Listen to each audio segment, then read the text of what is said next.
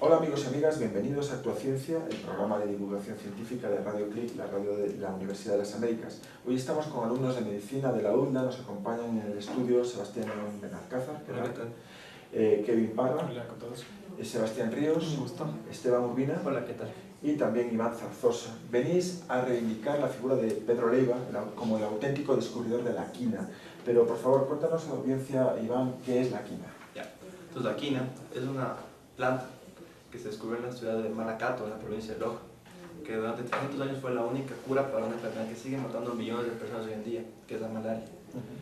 De esta planta se extrajo una molécula llamada la quinina, que hoy en día es muy utilizada por los médicos con el nombre de fluoroquinolonas para tratar muchas enfermedades.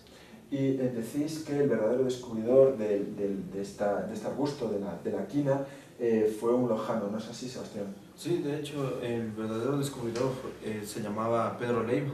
Él era un lojano, específicamente él vivía en lo que era el Valle de Malacatos. Él, alrededor, dicen los historiadores, que de 1630, hace 300 años atrás, él... ¿Cuántos años atrás? Unos 300 años, nos dijo. Él descubrió que sus síntomas aliviaban al bañarse en un riachuelo que él frecuentaba. Porque padecía de malaria. Claro, él tenía la sintomatología de la malaria. Entonces él se daba cuenta que al estar cerca de este riachuelo, al bañarse en sus aguas, sus síntomas se aliviaban. Y entonces él fue el descubridor, pero ¿cómo podemos considerar a Pedro Leiva un auténtico científico? Claro, Pedro Leiva él aplicó en verdad el método científico para poder descubrir que en realidad la quina, el árbol de la quina curaba la malaria. ¿Cómo Entonces, fue eso? él utilizó los tres principios del método científico. El primero sería ver el de causa y efecto, darse cuenta de que qué de especial tiene el pozo en el que él frecuentaba que no tienen otros pozos. El segundo principio sería... O sea, porque él, cada vez que se bañaba en ese pozo, encontraba mejoría a su enfermedad. Él se aliviaba, perdía sus escalofríos, que era lo que decía la bibliografía. Entonces, el segundo principio que él utilizó fue poder aislar, por así decir, el principio que hacía que él se mejorara, el principio activo, por así decirlo. ¿Cómo hizo eso? Él cogió una muestra del árbol y empezó a aislar partes de él, la corteza, las hojas, las raíces. Y básicamente él empezó a hacer mezclas y descubrió que con la corteza él se mejoraba aún más.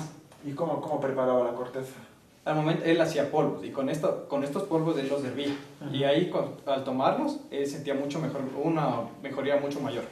¿Y qué más principios? Porque... Al final él utilizó el principio de la reproductividad, que esto se basa en poder darle a otras personas o otros sujetos de estudio a ver si tienen exactamente el mismo resultado. Y se dio cuenta de que sí, en realidad él poco a poco fue curando a gente de ahí mismo, de Malacatos, hasta incluso llegar a curar a monjes de ahí, sacerdotes.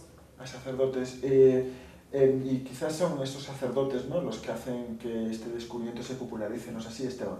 Sí, justamente esta cura sale del Ecuador, podríamos decir, gracias a los sacerdotes jesuitas. Resulta ser que Juan López era un sacerdote jesuita que estaba de misiones en la ciudad de Malacatos. Y por coincidencias él cae con la enfermedad de la malaria y conoce a Pedro Leiva, porque Pedro Leiva era el único que podía curar los síntomas que padecía este sacerdote. Entonces él lo cura. Y el propósito de Juan López fue sacar esta cura al resto del mundo. Entonces, ¿cómo lo hizo? Resulta ser que la virreina de Lima, considerando que el virreinato de Lima también abarcaba lo que es ahora la zona de Ecuador, Loja, Malacatos, cae enferma igual con malaria. Entonces, a ella le llevan la cura y efectivamente logra curarse. Y posteriormente, esta cura, esta atribución, es prácticamente hacia los jesuitas. Y ellos logran inventar lo que es los polvos de los jesuitas. Entonces, sin llevar nada de crédito Pedro Leiva.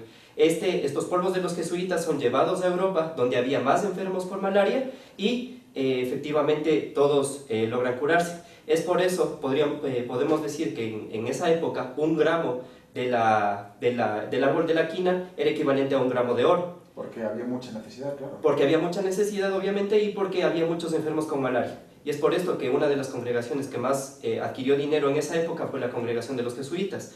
Es por eso que incluso muchas iglesias que ahora tenemos aquí en la ciudad de Quito o en el Ecuador, la congregación de los jesuitas se caracteriza por ser muy lujosa. Y podemos poner como ejemplo la iglesia de la Compañía. Claro.